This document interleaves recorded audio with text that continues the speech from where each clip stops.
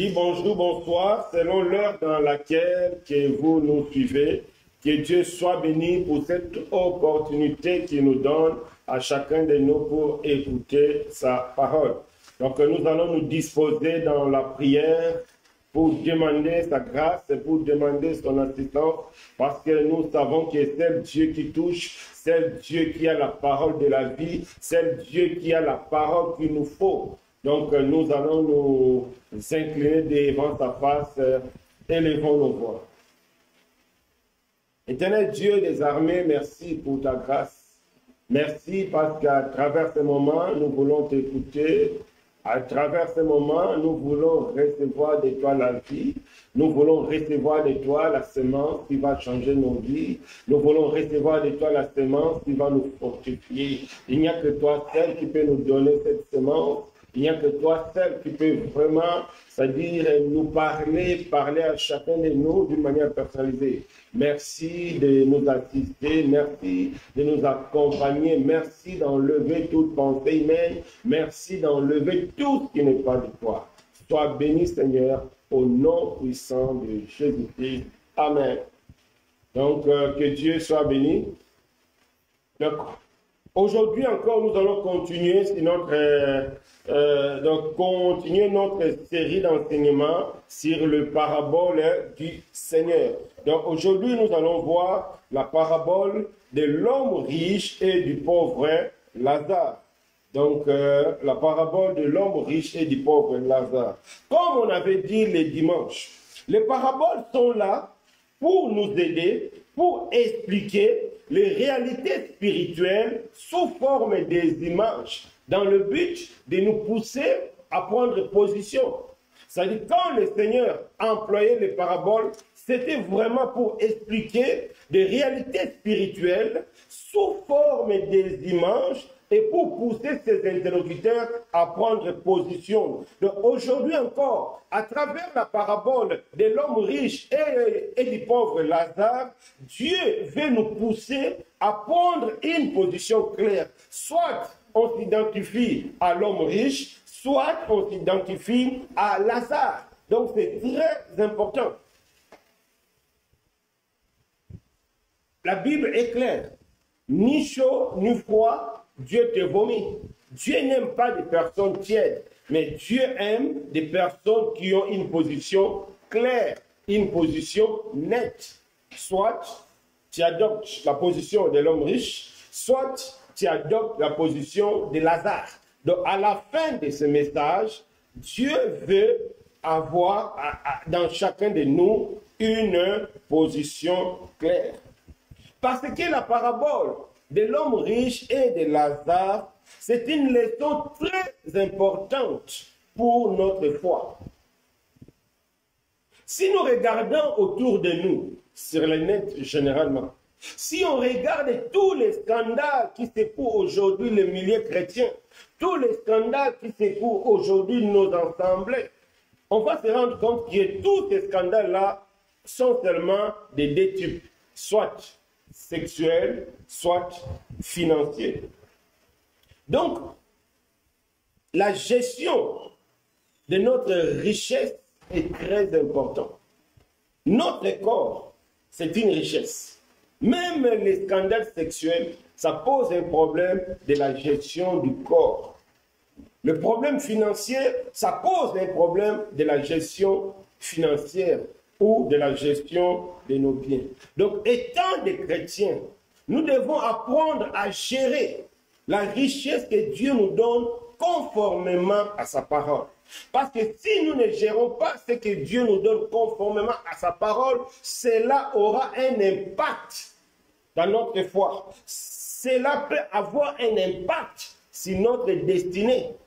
La parabole de l'homme riche et du pauvre Lazare va nous démontrer que la gestion de nos biens sur la terre a un impact direct sur notre foi.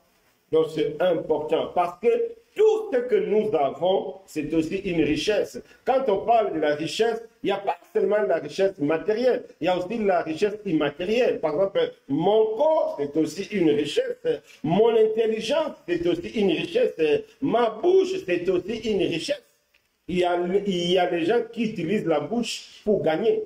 Donc, la gestion de nos richesses, c'est une question très importante dans la foi chrétienne. Pourquoi? Parce que la gestion a un impact, a un incident direct sur notre foi.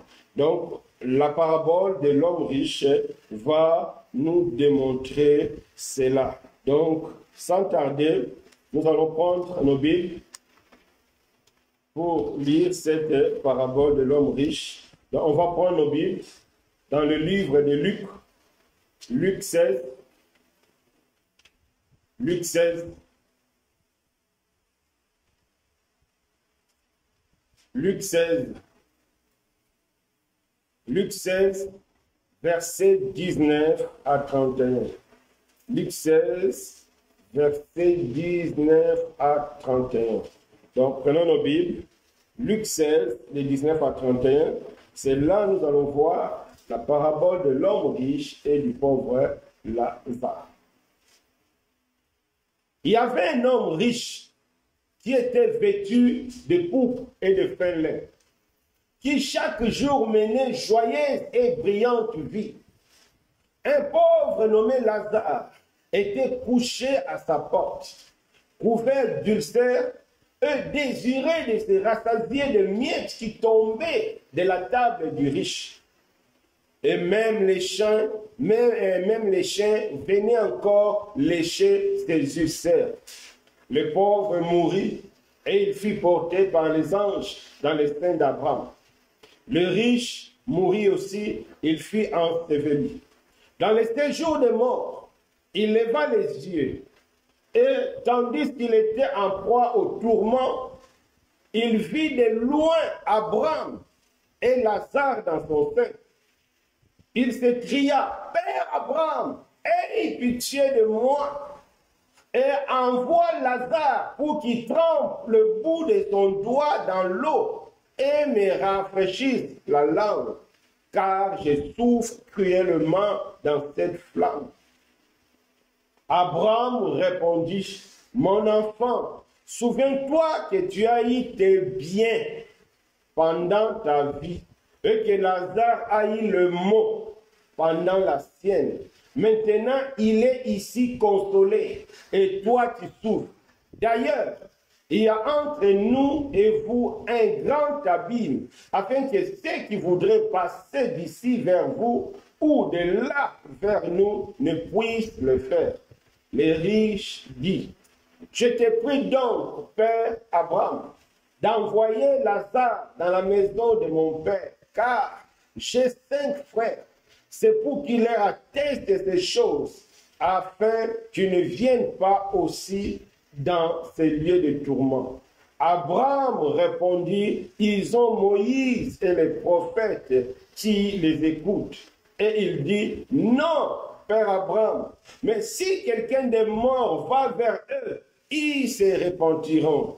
Et Abraham lui dit, s'ils n'écoutent pas Moïse et les prophètes, ils ne se laisseront pas persuader quand même quelqu'un de mort ressusciterait. Amen.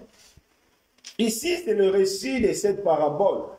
Il y a un homme riche, qui était bien habillé avec des habits de la valeur, de grande valeur. Il menait une joyeuse et brillante vie. Donc, il ne manquait de rien. J'imagine quel a été son service autour de lui. Donc, il était bien servi. Il avait vraiment une vie de luxe. Donc, il était calme, comme on peut dire en ce moment. Donc, peinard dans son coin. Et de l'autre côté, il y avait un homme malade et pauvre, nommé Lazare. Lazare cherchait même où mettre la tête. Il n'avait pas où mettre la tête. Il passait la nuit devant la porte du riche. Il désirait même manger les miettes qui tombaient de la table des riches. Mais personne ne pouvait lui donner accès d'entrer même dans la parcelle du riche. Parce qu'il était pauvre, parce qu'il était sale, parce qu'il était malade. Il était mendiant. Il n'avait rien à manger. Il était malade. Il n'y avait personne pour lui donner des soins. Personne ne prêtait attention à sa situation. Personne n'avait contact avec lui. Il était rejeté. Bien qu'il se trouvait devant la maison de l'homme riche, sa situation n'intéressait pas l'homme riche. Aux yeux de l'homme riche, c'était du mépris. Lazare n'avait aucune valeur parce qu'il était pauvre. Lazare n'était pas au niveau de rester avec l'homme riche. Non, c'était impossible. Celui-là, il menait une vie brillante et joyeuse. Il mangeait à sa faim. Mais Lazare cherchait même des miettes. Donc, l'homme riche s'occupait seulement de sa vie, rien que de sa vie. Même le malade, même le pauvre Lazare qui était devant sa maison avec ses pleurs, c'est même les chiens qui venaient lécher ses ulcères. Donc, Lazare souffrait énormément de sa situation de pauvreté. Lazare souffrait énormément de sa situation, bien qu'il était devant la maison d'une personne riche.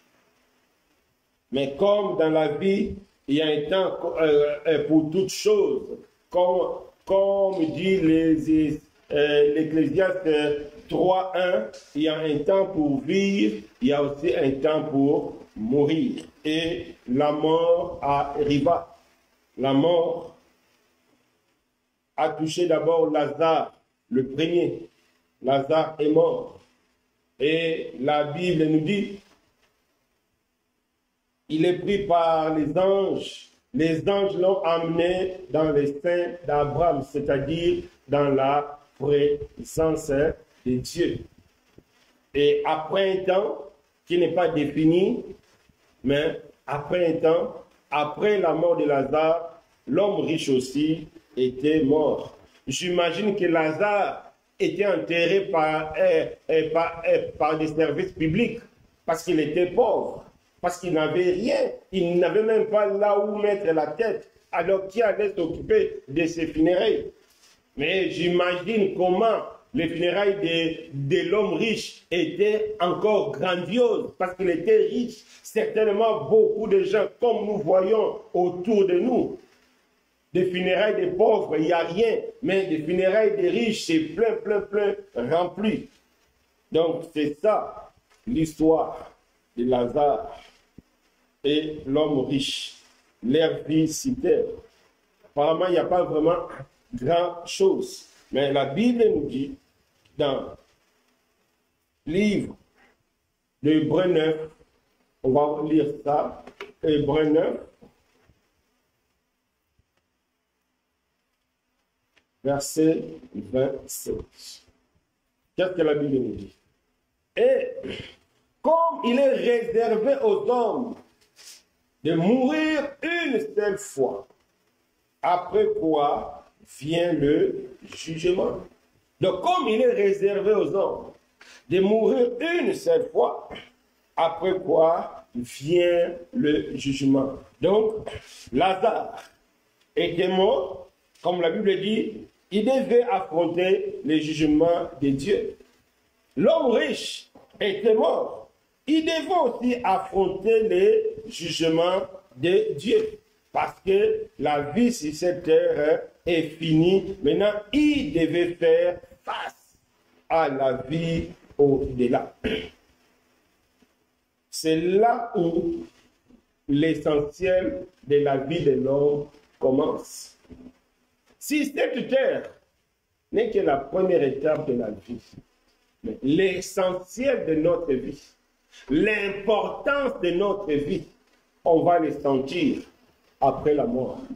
Ce n'est pas maintenant, comme l'histoire de l'homme riche.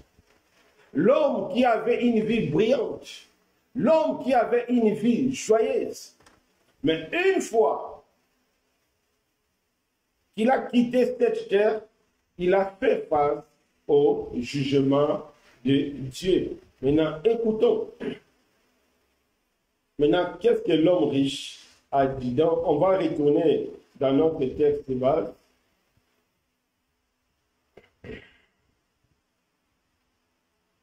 On va retourner dans notre texte. Donc, Luc 16, à partir du verset 19. Donc, la Bible nous dit, quand l'homme riche est mort, il est enseveli et il s'est retrouvé dans le séjour de mort. Le séjour de mort n'est rien d'autre que le chemin vers l'enfer. Quiconque se retrouvera dans le séjour de mort, c'est que celui-là sera dirigé tout droit vers l'enfer à la fin du monde. Et comme l'homme riche s'est retrouvé dans le séjour de mort, de là, de loin, il a vu Abraham et Lazare. Qu'est-ce que l'homme riche a fait? La Bible nous dit, l'homme riche a crié, Père Abraham, aie pitié de moi, envoie Lazare pour qu'il trempe le bout de doigt pour que me donne de l'eau. Donc, la souffrance éternelle a fait réfléchir à l'homme riche que c'est à travers la souffrance que l'homme riche a maintenant compris l'importance d'avoir pitié des gens et l'importance d'être assisté ou bien d'assister quelqu'un. Quand Lazare vivait devant sa maison, quand les chiens venaient lécher le plaid de Lazare, l'homme riche ne levait pas son doigt. L'homme riche n'avait pas eu pitié de Lazare. Non. Lazare ne comptait pas à ses yeux. Ce qui comptait à ses yeux, c'était seulement sa vie, la convoitise du monde.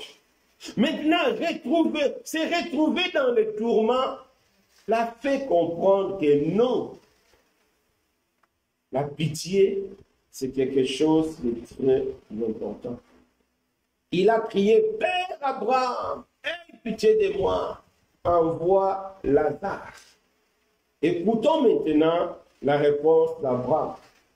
Abraham répondit, mon fils, souviens-toi quand tu avais reçu tes biens.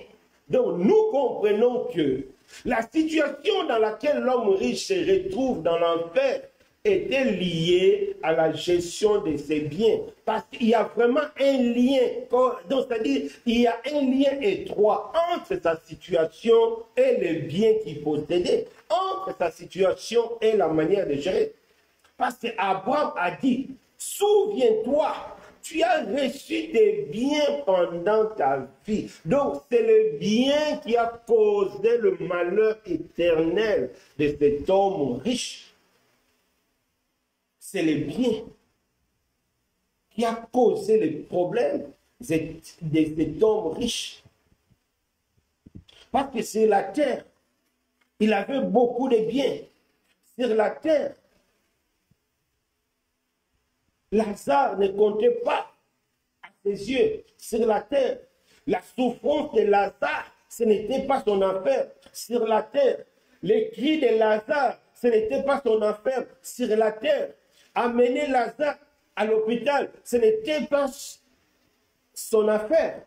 Mais lui, il s'occupait que de sa richesse, de ses biens. Donc la richesse de cet homme est à la base de son malheur éternel. La richesse de cet homme est à la base de sa prédiction. Donc nous comprenons qu'il y a vraiment un lien étroit entre la richesse et notre destinée éternelle. Parce que cette parabole le confirme. Abraham a dit, souviens-toi, tu avais tes biens. Pourquoi Abraham a soulevé le bien? Parce que c'est ça. Voir même le titre de la parabole, l'homme riche. Donc c'est la richesse, c'est les biens. C'est important. Prenons nos Bibles. 1 Jean 4, verset 20. 1 Jean 4, verset 20. 1 Jean 4, verset 20. On va lire. Si quelqu'un dit « J'aime Dieu », qu'il haït son frère, c'est un menteur. Car c'est lui qui n'aime pas son frère qu'il voit. Comment il peut-il aimer Dieu qui ne voit pas? Malgré tout ce qu'on peut dire que j'aime Dieu, j'aime ceci, j'aime adorer, j'aime Jésus. Mais la Bible dit, si tu ne prêtes pas attention à ton frère, si tu n'assistes pas ton frère qui est dans le besoin, si ton frère qui est à côté de toi ne compte pas à tes yeux, comment tu peux prétendre aimer Dieu que tu ne vois pas? Et ton frère que tu le vois, tu le laisses devant ta porte. Ton frère que tu le vois, tu laisses les champs venir lécher ses plaies. Ton frère que tu vois, tu le laisses dans les difficultés. Et après, tu vas prétendre aimer Dieu. La Bible dit, tu es un menteur. Et la Bible ajoute encore, le menteur n'hériteront pas le royaume. C'est ça la conséquence. Donc, le bien de l'homme riche a fait de cet homme, le bien de cet homme, c'est-à-dire le bien de cet homme-là, en fait de lui un menteur. Parce que quand il était sur la terre, les soucis de Lazare n'étaient pas son affaire. Les difficultés de Lazare n'étaient pas son affaire. Mais c'est dans la souffrance qu'il a réalisé. C'est dans la souffrance, maintenant, c'est lui qui crie, Père Abraham, aie pitié de moi. Et pourtant, lui, sur la terre, il n'a pas eu pitié de Lazare. Lui, sur la terre, Lazare ne comptait pas. Maintenant, il demande à Abraham, envoie Lazare. C'est là, dans la souffrance, qu'il voit maintenant que Lazare compte. Maintenant, il a besoin des services de Lazare. Mais quand il était sur la terre, Lazare ne comptait pas. C'était la convoitise de ce monde, le plaisir de ce monde. Et tout cela lui a coûté cher. Parce que, mes bien-aimés, la parabole est là pour refléter des réalités spirituelles sous forme des images. Donc, nous comprenons que notre vie d'après la mort n'est que le reflet de notre vie sur la terre. Ce que tu seras après la mort ne dépend que de ce que tu es maintenant sur la terre. C'est l'une des leçons à retenir de cette parabole. Parce que si l'homme riche se retrouve dans le tourment, c'est à cause de la vie qu'il a menée sur la terre. C'est à cause de son comportement. C'est à cause de la gestion de ses biens. Donc, c'est important, mes bien-aimés, de prendre conscience. Le riche au ciel n'a fait que récolter ce qu'il a semé sur la terre. Donc, à partir d'aujourd'hui, il faut que cela soit clair dans nos têtes. La terre, c'est une action de semer, et le ciel, ça sera une action de récolter. Ce que tu sèmeras sur la terre, c'est ce que tu vas récolter au ciel. Il n'y aura ni plus, il y aura ni moins. La manière dans laquelle tu vis sur la terre va déterminer ce que tu seras au ciel. Que personne ne se fasse des illusions. Que personne ne pense à autre chose. La parabole est là. Cette parabole, ce n'est pas un homme qui l'a donnée. C'est Jésus qui a donné. C'est Dieu, homme, qui a donné ça. Donc, c'est la réalité. C'est comme ça que ça sera notre vie au-delà.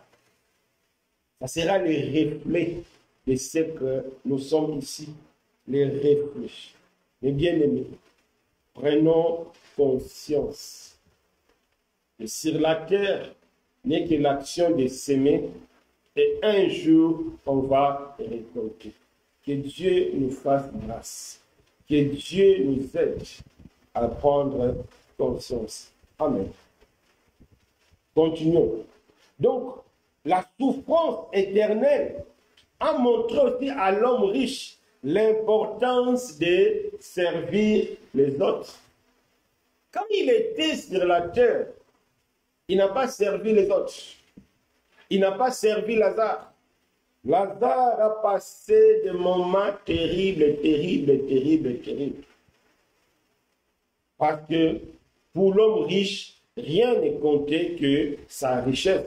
C'est pourquoi le père Abraham a cité, souviens-toi, tu avais tes biens. Il ne faut pas oublier, c'est les biens qui ont causé les problèmes de cet homme. Hein. Concernant la parabole de l'homme riche, la Bible est claire. C'est les biens qui ont causé son problème. Luc 16. Qu'est-ce que la Bible dit? Souviens-toi, verset 25. Souviens-toi que tu as reçu tes biens pendant ta vie. J'aimerais que chacun de nous puisse retenir. Donc, tout ce que l'homme riche voit maintenant, tout ce que l'homme riche vit maintenant au ciel, c'était à cause de ses biens. Donc, en réalité, à cause de la gestion, parce que le bien ne pose pas les problèmes. C'est la gestion des biens qui pose problème. Prenons nos Bibles pour comprendre encore cela. Luc 18. Luc 18, versets 24 à 27. Luc 18, versets 24 à 27. Écoutons la parole de Dieu. Jésus, voyant qu'il était devenu tout triste, dit, il est difficile à ceux qui ont de richesses d'entrer dans le royaume de Dieu.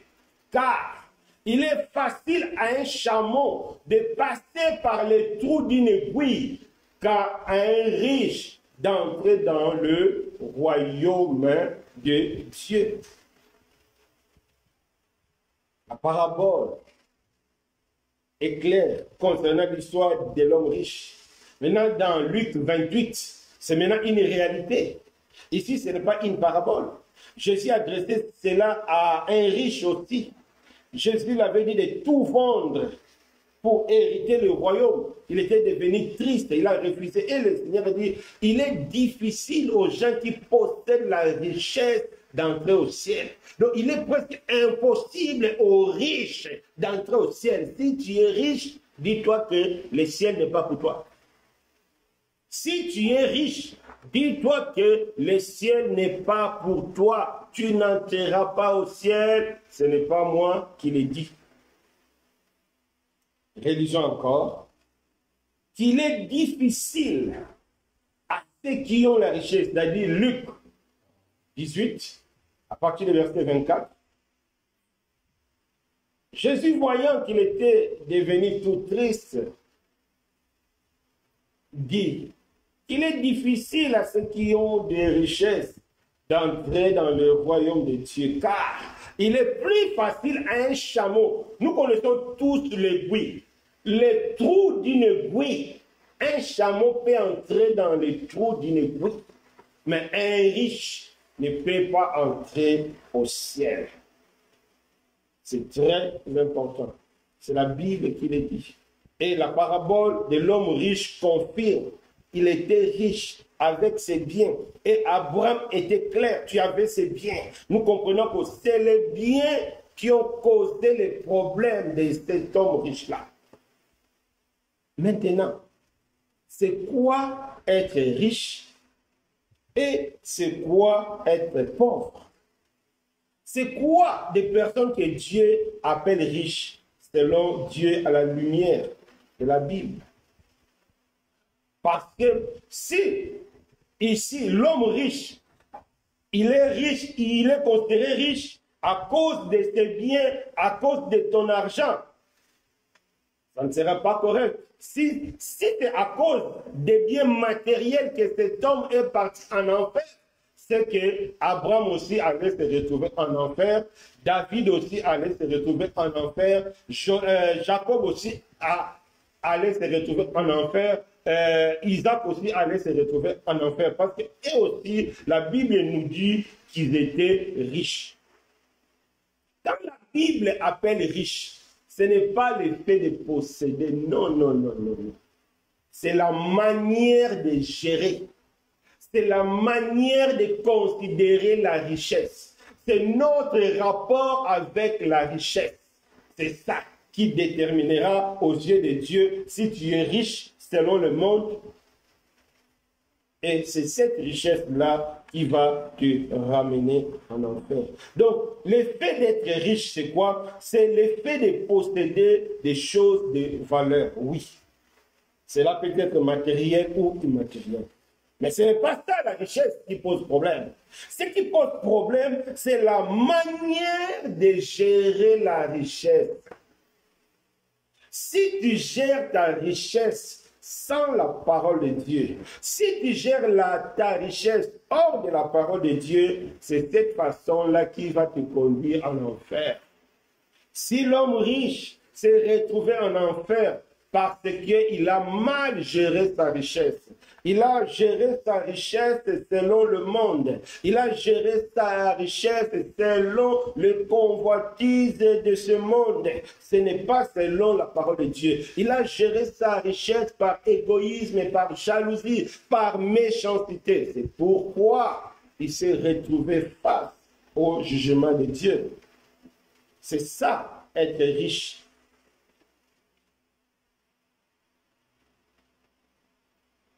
Quand le Seigneur dit, il est plus facile à un chameau d'entrer dans le trou d'une aiguille et qu'à un riche d'entrer dans le royaume des cieux. Qu'est-ce que le Seigneur veut nous dire? C'est important. Vous savez, bon, selon les explications qu'on a vues, c'est-à-dire à l'époque, les gens qui sont au Maroc ou bien dans les pays arabes, ils connaissent ce qu'on appelle la Médina. Ce sont des marchés là où il y a des petites ruelles. Les gens qui sont au Maroc ou bien en Tunisie ou bien dans le Moyen-Orient, ils savent bien, c'est-à-dire la Médina, là où il y a des petites ruelles. Et souvent, il y a des commerçants. Et à l'époque, ou bien là-bas, à la Médina, là-bas, les voitures ne peuvent pas entrer à cause des petites ruelles. Et c'est les chameaux ou bien les chevaux qui sont devenus maintenant des transporteurs de marchandises. Une fois on charge sur le chameau, une fois le chameau est arrivé sur une petite ruelle, le chameau se laisse facilement qu'il soit déchargé.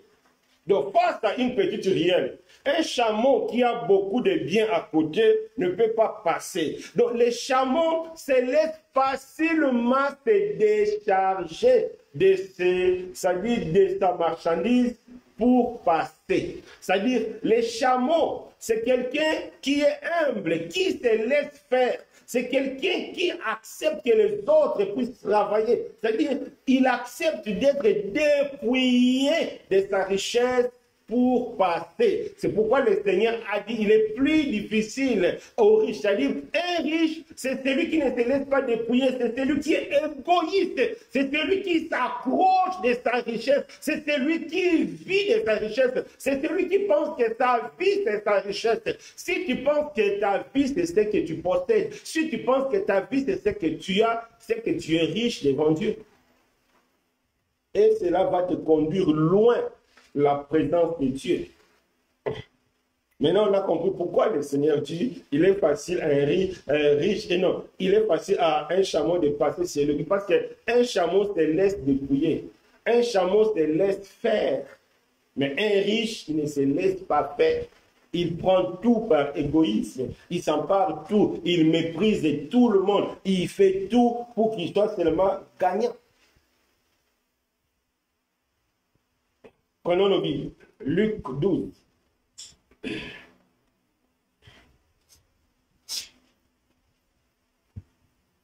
Verset 16. Luc 12.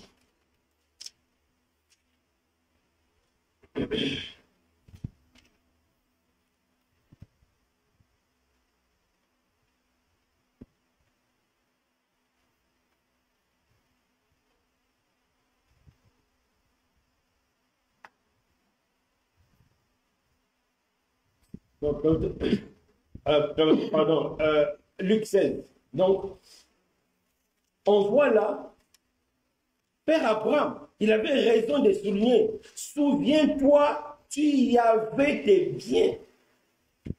L'homme riche, c'est celui qui possède des biens.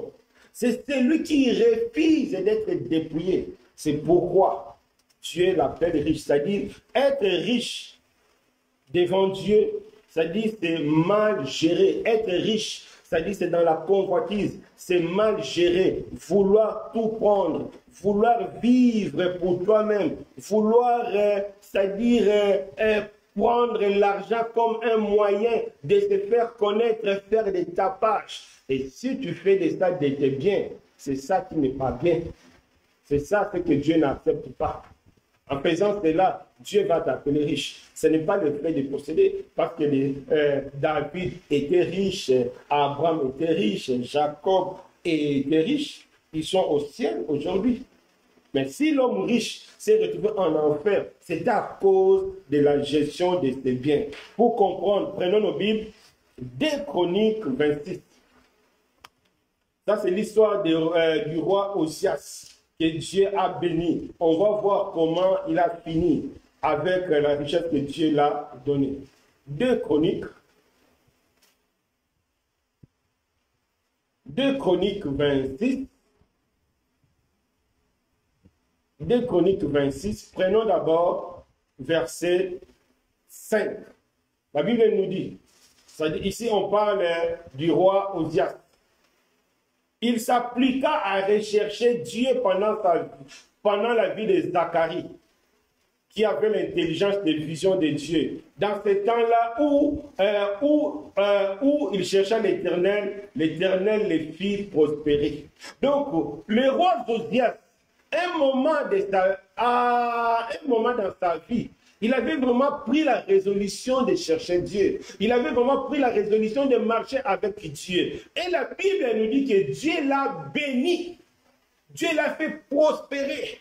Le roi Josias, il avait beaucoup de biens parce que Dieu l'a béni. Toujours dans le même chapitre, lisons maintenant verset 16. Verset 16, la Bible nous dit, il parle toujours du roi Josias.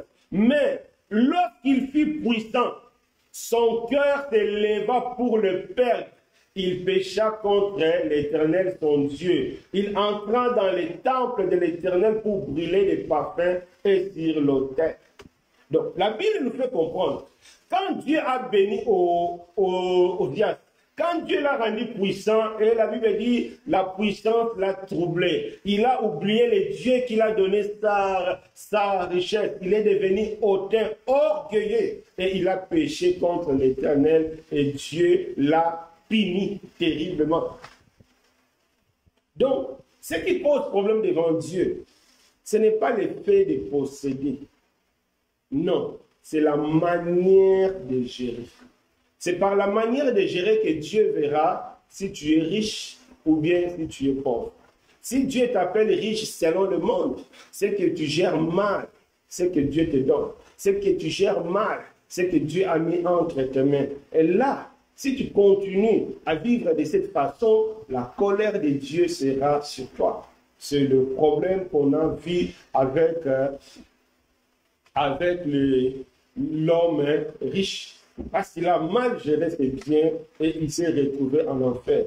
Lui qui n'avait pas eu pitié de Lazare, mais là-bas, il demande maintenant pitié, que Père Abraham puisse avoir pitié de lui. Maintenant, concrètement, nous ici, c'est la terre. C'est quoi la richesse pour nous aujourd'hui? Là, on a vu l'homme riche. Là, on a vu la parabole. Là, on a vu Osias. Mais maintenant, nous, concrètement, qu'est-ce qui peut être notre richesse? Notre corps peut être aussi une richesse. Notre corps, c'est une richesse. La manière de gérer notre corps est déterminante pour notre avenir. Si tu prends notre corps comme un objet de plaisir, Tu fais de ton corps comme un objet de plaisir. Oui, sur la terre, tu es libre de faire de ton corps tout ce que tu veux. Mais Dieu n'a pas créé ton corps pour que ce soit un objet de plaisir. Là, tu gères mal ton corps.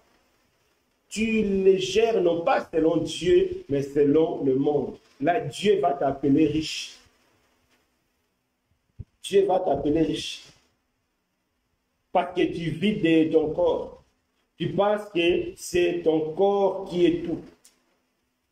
Prenons nos Bibles. Psaume 49, verset 7. Là, on va comprendre la manière dans laquelle les riches voient la richesse.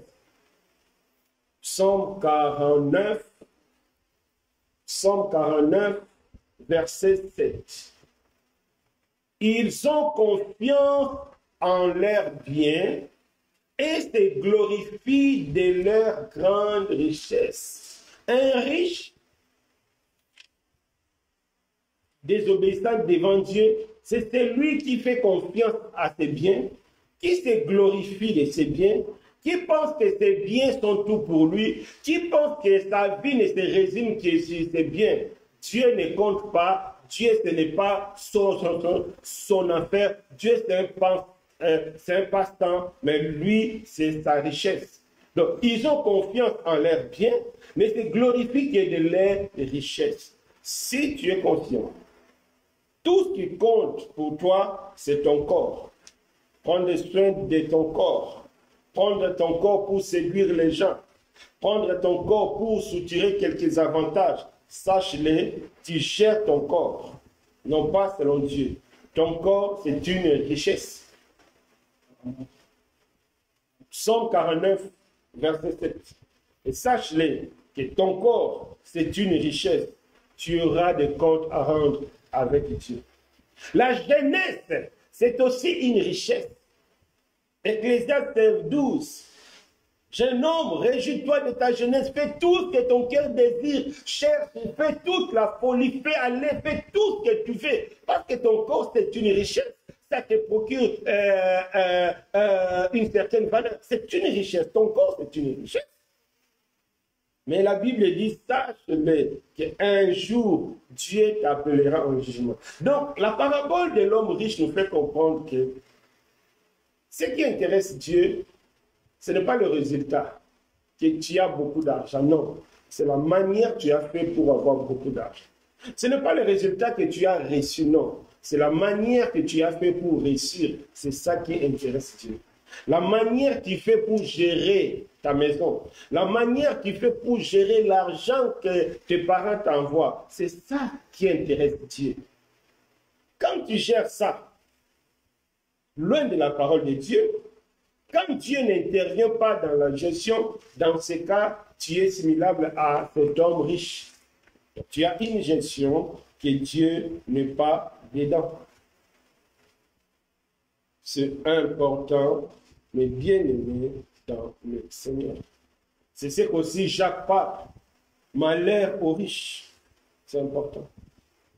Maintenant, c'est à chacun de nous de réfléchir. Comment tu gères ton travail?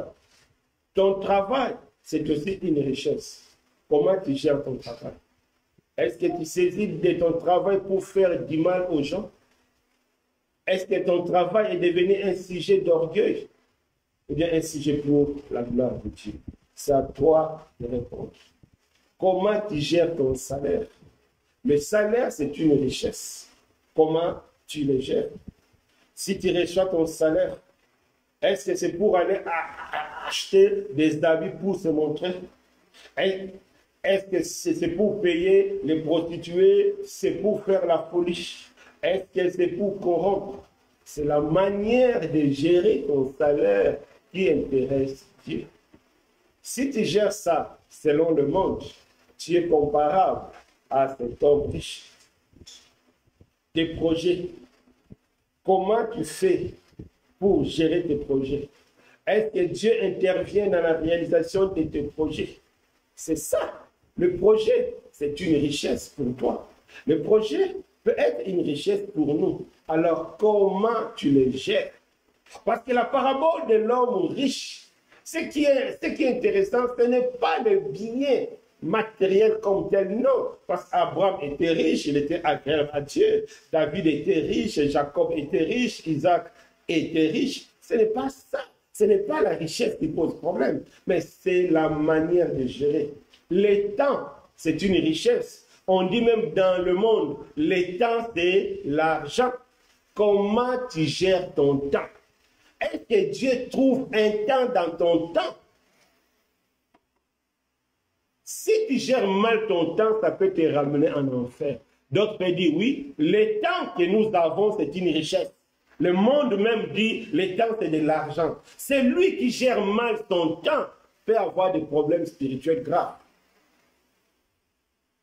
Prenons un cas simple. Pour des personnes qui se disent qu'ils n'ont pas de temps pour prier, ils travaillent toute la semaine, du matin au soir, le dimanche c'est pour se reposer, le samedi c'est pour se reposer. Dieu n'a plus de temps. Mais sache-le, si Dieu n'a plus de temps, c'est que tout le temps est pour le diable. Les gens qui disent qu'ils n'ont pas de temps pour la prière parce qu'ils travaillent, mais ils trouvent le temps pour se promener. Ils trouvent le temps pour la télévision. Ils trouvent le temps pour le match. Ils trouvent le temps pour les futilités. Mais pour la prière, il n'y a pas de temps. Je travaille toute la semaine. Non, mon frère. Cette gestion peut être grave. Parce que tu n'as pas le temps pour Dieu, tu ne seras plus nourri spirituellement. Parce que tu ne seras plus nourri spirituellement, tu auras des problèmes spirituels. Tu vas devenir charnel. Parce que tu ne donnes plus le temps pour Dieu. Il n'y a pas le temps pour le culte. Il n'y a pas le temps pour l'étude biblique. Il n'y a pas le temps pour la prière. Mais tu vas maigrir spirituellement. Parce que la parole de Dieu, c'est une nourriture. Un homme qui ne mange pas va mourir. Si tu fais des jours et des jours, tu ne manges pas, tu vas mourir. C'est vrai. Ce n'est pas d'un coup que tu vas sentir cela. Mais si c'est prolongé, tu ne pries plus, tu ne médites plus, tu ne fais plus le culte, tu ne côtoies plus donc le milieu chrétien, tu es toujours dans le monde. Avec le temps, tu risqueras de retourner charnel. Comme Paul a dit aux gens de Galates, vous étiez spirituel, maintenant vous êtes devenu charnel. Un homme spirituel peut aussi devenir charnel. S'il gère mal son temps, il n'y a plus le temps de prier, il n'y a plus le temps de méditer, il n'y a plus le temps pour les directs, il n'y a plus le temps pour ceci, mais nous avons le temps pour le diable. Nous avons le temps pour la musique du monde. Nous avons le temps pour le fête d'anniversaire. Nous avons le temps pour Facebook. Nous avons le temps pour remplir nos statuts dans WhatsApp. Mais on n'a pas le temps pour Dieu. Ça, c'est grave. On voit le temps qui est une richesse. Quand on gère ça mal, on voit comment cela peut nous causer des problèmes. La parabole de l'homme riche est là pour nous montrer que la gestion de la richesse, la gestion de ce que nous avons, si cette gestion n'est pas conforme à la parole de Dieu, cela risque de nous coûter cher. La bouche, c'est une richesse. À cause de la bouche, beaucoup ont gagné de l'argent. Mais la bouche aussi, beaucoup ont fait du mal aux autres. Et toi, comment tu gères ta bouche? Est-ce que tu la gères pour la gloire de Dieu ou bien pour la médisance ou bien pour insulter? C'est pourquoi Jacques a dit, la bouche c'est le monde d'iniquité, la langue. C'est important. Donc tout ce que nous avons en nous peut être aussi considéré une richesse. Si on ne gère pas ça selon la gloire de Dieu, on aura des problèmes. On aura des problèmes. Il y a des personnes qui utilisent leur corps pour la promotion. Ils se livrent n'importe où pour monter en grade ou bien pour avoir certains avantages. Ils livrent leur corps. C'est ça. C'est la richesse que tu as, le corps. Tu livres pour obtenir quelque chose. C'est ça le problème. C'est la gestion de ton corps qui pose problème. Dieu n'est pas contre que tu sois belle. Dieu n'est pas contre que tu sois beau, mais c'est que Dieu est contre. Comment tu gères ta beauté? Est-ce que c'est pour avoir 50 fiancés? Est-ce que c'est pour promettre des mariages à plusieurs filles? Comment tu gères ton corps? C'est ça qui pose problème. c'est la gestion. Ta maison, comment tu gères ta maison? Est-ce que ta maison, c'est un lieu de plaisir, c'est un lieu de débauche? Comment tu gères ta maison? Il y a des personnes qui ont fait de leur maison un lieu de péché, un lieu de débauche. Allah, Dieu va vous demander des comptes par rapport à la gestion, non pas par rapport à la maison, non, c'est par rapport à la gestion. Les habits, Dieu va te demander des comptes. Pas l'habit qui pose problème, mais c'est que tu fais de ça. Est-ce que tu t'habilles pour montrer? Donc c'est très important de comprendre la notion de la richesse. Donc la richesse, c'est ce que nous possédons quand nous la gérons mal hors de la parole de Dieu. C'est ça la richesse. Et maintenant, c'est quoi la pauvreté devant Dieu? Pourquoi la pauvreté de Lazare a payé? Pourquoi Dieu a récompensé Lazare parce qu'il était pauvre? On ne va pas dire que Dieu l'a récompensé parce qu'il mendiait. On ne va pas dire que Dieu l'a récompensé parce qu'il avait des plaies. Non, ce n'est pas ça. On n'obtient pas le salut parce que tu es mendiant. On n'obtient pas le salut parce que tu manques l'argent. Non, pas du tout. Ce n'est pas ça. Mais la pauvreté veut dire autre chose. Lazare veut dire Eliezer. Et Eliezer veut dire tout simplement que Dieu mon aide. Lazare veut dire Dieu mon aide. Un pauvre, il est celui qui se confie à l'Éternel. Il est celui qui laisse Dieu diriger ses biens. Des personnes comme David, ils étaient riches. Abraham, Jacob, ils étaient riches. Mais comment ils étaient pauvres devant Dieu? Parce que c'est Dieu qui gérait leurs biens. Quand tu gères tes biens conformément à la parole de Dieu, tu es riche, Dieu t'a béni, tu as des biens, mais tu fais le partage selon la parole de Dieu. Tu donnes à chacun selon la parole de Dieu. C'est ça qui intéresse Dieu. C'est ça ce que Dieu cherche. C'est ça être pauvre aux yeux de l'Éternel. C'est lui qui dépend de Dieu. C'est pourquoi le Seigneur dit, il est facile à un chameau d'entrer dans le trou d'une aiguille parce qu'un chameau se laisse dépouiller. Un chameau se laisse décharger. Un chameau se laisse faire. C'est ça qui est important. C'est ça, être pauvre. Ce n'est pas le fait de manquer de l'argent, non. Mais c'est de gérer ce que toi tu as selon Dieu. Pour comprendre cela, on va prendre nos Bibles. Jacques 1, verset 10. Jacques 1, verset 10. Jacques 1, verset 10. Qu'est-ce que la Bible dit? Que les riches, au contraire, se glorifient de son humiliation. La Bible dit que les riches se glorifient de son humiliation, c'est-à-dire selon Dieu. Être pauvre, ça n'a rien à voir avec manque d'argent. Non, non, ça n'a rien à voir. Être pauvre, c'est quand tu es humble. C'est comme les chameaux. Bien qu'il est riche en transportant beaucoup de choses, mais face à un petit trou, il se laisse dépouiller. Il se laisse faire. Donc un riche, c'est celui qui est prêt à partager. C'est celui qui est prêt à donner. C'est celui qui est prêt à servir de sa richesse pour venir en aide aux autres. Comme Paul dit, c'est-à-dire il travaillait pour lui et pour aider les autres. Son argent est pour lui et pour les autres. C'est comme la première église dans la Bible. C'est-à-dire on mettait tout en commun pour subvenir aux besoins de chacun. C'est ça ce que Dieu demande. C'est ça être pauvre. C'est-à-dire, c'est la manière de gérer qui intéresse Dieu. J'aime trop un passage de David. Qu'est-ce que David a dit à Salomon? Voici dans ma pauvreté tout ce que j'avais prévu pour construire la maison de Dieu. Parce que le roi David avait à cœur de bâtir la maison de Dieu. Mais quand Dieu l'a dit que non, David, ça ne sera pas toi, ça sera ton fils. David n'était pas fâché, mais avec joie. Il est parti devant son fils Salomon, le petit roi. Il dit, Salomon, mon fils, voici dans ma pauvreté ce que j'ai pour l'Éternel. Pourquoi il a dit dans sa pauvreté? C'est tout simplement pour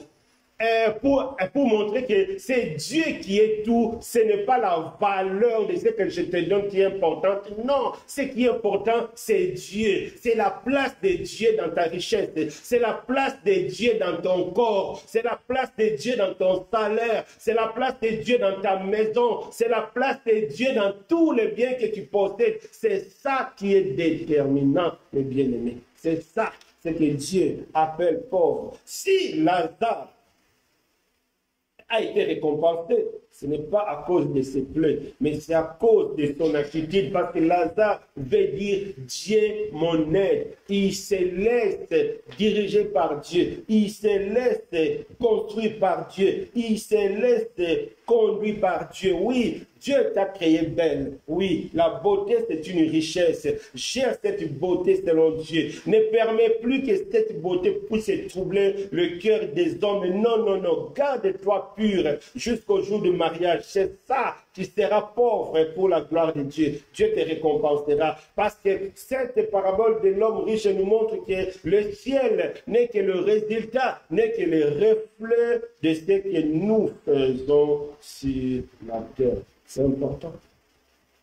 Pour clôturer, on va prendre un verset, Genèse 1. On va voir ce que Jacob a dit à Laban pour montrer que la pauvreté, ce n'est pas le fait de manquer, mais c'est le fait de confier Dieu nos biens. Genèse 31. Genèse 31, car Jacob était malmené par Laban. Écoutons ce que Jacob a dit à Laban, verset 41. Écoutons ce que Jacob a dit à Laban. Voilà 20 ans que j'ai passé dans ta maison. Je t'ai servi 14 ans pour tes défis et 6 ans pour ton troupeau. Tu as changé 10 fois mon salaire. Si je n'eusse pas eu pour moi le Dieu de mon père, le Dieu d'Abraham, c'est lui qui craint Isaac, tu m'aurais maintenant renvoyé vide. Donc, Jacob a reconnu que s'il est sorti avec beaucoup de biens chez Laban, ce n'est pas parce qu'il avait tourné son frère Ésaü, non. Ce n'est pas parce qu'il était fort, non. Jacob a reconnu qu'il est sorti avec beaucoup de biens à cause des dieux d'Abraham, à cause des dieux de son père Isaac. C'est ça l'attitude de personnes qui seront sauvées. C'est des personnes qui croient que ce n'est pas le diplôme, ce n'est pas l'argent, ce n'est pas sa position, ce n'est pas ce que je possède, mais c'est ce que Dieu est pour moi. Amen. C'est ça, être pauvre. C'est pourquoi Lazare a été récompensé. Parce que Lazare veut dire Dieu est mon aide. Donc, mes bien-aimés, on a compris c'est quoi être riche. Ce n'est pas l'argent, mais c'est la gestion. Une gestion que Dieu est loin de la gestion. Une gestion selon la convoitise du monde. Dieu va t'appeler riche. Mais une gestion dont Dieu est le centre. Une gestion dont la parole de Dieu est le centre. Dieu va t'appeler pauvre. En réalité, tu es riche pour Dieu. Être riche pour Dieu, c'est tout simplement gérer ce que tu as pour la gloire de Dieu. Maintenant, à chacun de nous de prendre position. Parce que le but d'une parabole, c'est de prendre position. Maintenant, quelle image tu t'identifies? Est-ce que tu es riche ou bien tu es pauvre aux yeux de Dieu? À toi de prendre position. Pour terminer, on va continuer. Toujours. Luc 16. Maintenant, comme l'homme riche, il a compris que sa condamnation était juste. C'est à cause de la mauvaise gestion de ses biens qu'il se retrouve en enfer. Parce qu'il n'a pas géré ses biens selon Dieu, parce qu'il n'a pas tenu compte de l'orphelin, parce qu'il n'a pas tenu compte de pauvres, parce qu'il n'a pas tenu compte de son prochain, il se retrouve maintenant face au jugement de Dieu. Il a compris que c'était à cause de sa gestion. Mais comme il avait laissé les 5 frères à la maison de son père, il a compris que notre comportement, parce que moi je suis mort le premier, je vis que le comportement de notre famille m'a conduit en enfer. Alors, Père Abraham, je t'en supplie, envoie Lazare à la maison de mon père pour qu'il dise à mes 5 frères qui changent leur comportement, qui changent leur façon de gérer leurs richesses. Sinon, ils viendront me rejoindre ici dans le tourment. Et Abraham a dit, ils ont Moïse et les prophètes, ils n'ont qu'à écouter. Et l'homme riche a dit, non, si quelqu'un de mort va là-bas, ils seront motivés. Abraham a dit, non, même si un mort revient, ils ne vont pas écouter. Si quelqu'un ne prête pas attention à la Bible, même s'il y a des miracles, ça sera comme du vent. Il va acclamer un moment, il va retourner. Par là, nous comprenons que c'est la parole de Dieu qui a la capacité de nous changer. C'est pourquoi Abraham a dit, ils ont le prophète, eux Moïse, ils n'ont qu'à écouter. Ce n'est pas l'effet d'un mot ressuscité qui va les pousser à croire, non. Aujourd'hui, malheureusement, beaucoup, au lieu de suivre la loi de Dieu, ils suivent des hommes. On suit cet homme-là parce qu'il a une grande église, parce qu'il fait beaucoup de miracles, parce qu'il donne beaucoup de prophéties. Non, non, ce n'est pas ça qui intéresse Dieu. Ce n'est pas ça qui va te changer. Le miracle là ne vont pas te changer. À l'époque de Jésus, qu'est-ce que les gens de l'époque n'ont pas vu? Qu'est-ce que les enfants d'Israël n'ont pas vu comme miracle dans le désert? Ils étaient 600 000, non? Plus de 600 000, il y a seulement 2 qui ont foulé la terre promise. Et pourtant, ils ont vu les miracles terribles. Le problème, ce n'est pas des miracles. Le problème, ce n'est pas la prophétie. Le problème, c'est la considération de la parole de Dieu. L'attention que nous accordons à la parole de Dieu, c'est ça qui sera déterminante pour notre vie. Si tu accordes l'attention à la parole de Dieu, ça va te changer, ça va briser l'orgueil. La Bible dit la parole de Dieu, c'est comme un marteau qui brise le roc, quel que soit ton comportement. Si tu es conscient que tu es l'homme riche, tu gères ta vie, ton corps, tout ce que tu as, que la gestion de tout cela n'est pas conforme à la parole de Dieu. Aujourd'hui, tu peux changer en prenant la décision d'écouter la loi de Moïse, d'écouter Moïse et le prophète. Moïse et les prophètes ne sont rien d'autre que c'est Jésus. C'est en Jésus-Christ que tu trouves Moïse, c'est en Jésus-Christ que tu trouves le prophète. Toi qui es là, toi qui es conscient que aujourd'hui, présentement, que tu écoutes cette parole, tu es comparable à l'homme riche. Tu peux changer ta situation. Jésus peut changer ta situation. Jésus peut te donner la capacité d'aimer. Paul, il était méchant. Zachée, il était méchant. Mais quand ils ont croisé le Seigneur, cela a changé leur façon de vivre. La Bible nous dit, Hérode et Pilate, ils étaient les 2 ennemis jurés. Mais quand Jésus est passé au milieu d'Hérode et Pilate, la Bible dit, les 2 sont devenus des amis. Donc, Jésus change le cœur. Jésus peut changer ton cœur. Jésus peut changer ta façon de gérer l'argent. Oui, tu es cupide. Oui, tu es égoïste. Oui, tu es jaloux. Mais si tu prends la décision de venir à Jésus, Jésus changera ta vie. Jésus changera ta vie. Parce que la Bible dit, en Christ, nous devenons une nouvelle création. C'est à toi de prendre position. Si Dieu nous donne aujourd'hui cette parabole, c'est à cause de ces 5 personnes. Parce que l'homme riche, pour lui, c'est déjà fini. Mais c'est les 5 frères qui sont restés à la maison. Mais aujourd'hui, toi, tu es comme ces 5 frères. Parce que tu as le même vie que l'homme riche. Parce que la manière de gérer ta vie, tes biens, ton corps, tout ce que tu as, cette manière n'est pas conforme à la parole de Dieu. Tu es comparable à ses 5 frères. Mais Dieu aujourd'hui te donne la possibilité de changer. C'est pourquoi il te dit, il y a Jésus qui est là.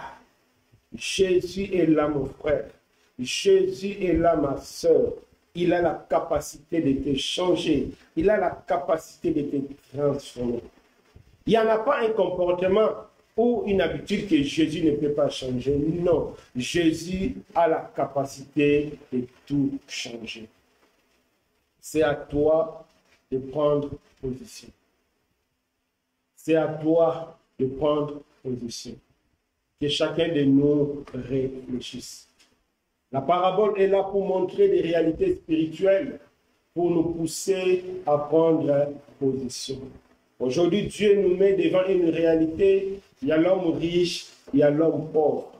Quelle est la position que toi tu as choisie? C'est à toi de choisir une position.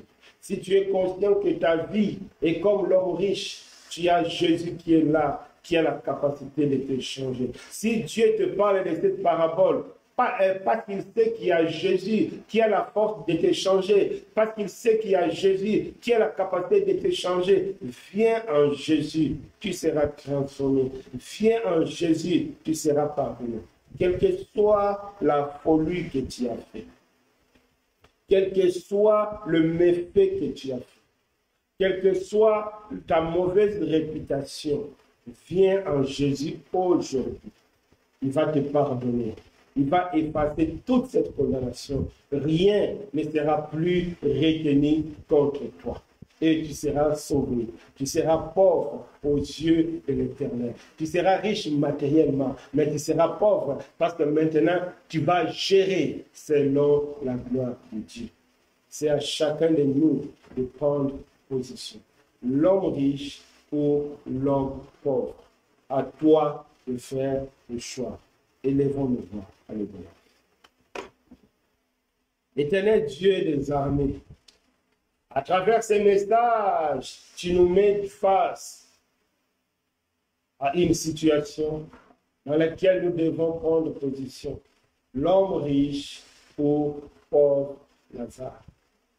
Éternel mon Dieu, tu nous donnes la capacité de devenir comme pauvre Lazare parce que tu as dit, il y a Moïse et les prophètes, il y a Jésus. Je t'en supplie. Toi qui vois notre manière de gérer, toi qui vois notre manière de faire, je t'en supplie mon Dieu. Je t'en supplie mon roi. Je t'en supplie le puissant de Jacob. Aide-nous à être comme Lazare, à être comme le chameau, prêt à tout laisser, prêt à se laisser dépouiller pour ta gloire, prêt à se laisser transformer pour ta gloire. Je t'en supplie. Fais grâce au Dieu. Fais grâce au roi. Je remets ce message. Que ton Esprit Saint nous fasse bien. Que ton Esprit Saint nous aide à prendre une position. Que chacun de nous aujourd'hui puisse être motivé par toi à prendre une position devant toi. Merci Seigneur. Sois béni au nom de Jésus-Christ. Amen. En tout cas, mes bien-aimés, que Dieu nous bénisse. J'espère que Dieu nous a fait grâce à comprendre et que Dieu veut voir en toi aujourd'hui une position claire. L'homme riche ou Lazare, à toi de choisir. Si tu choisis l'homme riche, tu connais la conséquence, c'est l'enfer. Mais si tu choisis Lazare, tu connais aussi la conséquence, la vie éternelle dans la présence de Dieu. Que Dieu nous bénisse. Donc, on se voit mardi pour notre étude biblique. Le thème de notre étude biblique, ça sera, c'est-à-dire ce que la prière n'est pas. C'est ça le thème. Ce que la prière n'est pas. Parce qu'aujourd'hui, la prière est mal comprise par beaucoup de personnes. Donc, ce que la prière n'est pas. Nous sommes vraiment invités à suivre cet enseignement, cette étude biblique. Ça sera vraiment utile pour nous. Que Dieu nous bénisse. Bon dimanche et demain au travail par la grâce de Dieu. Amen.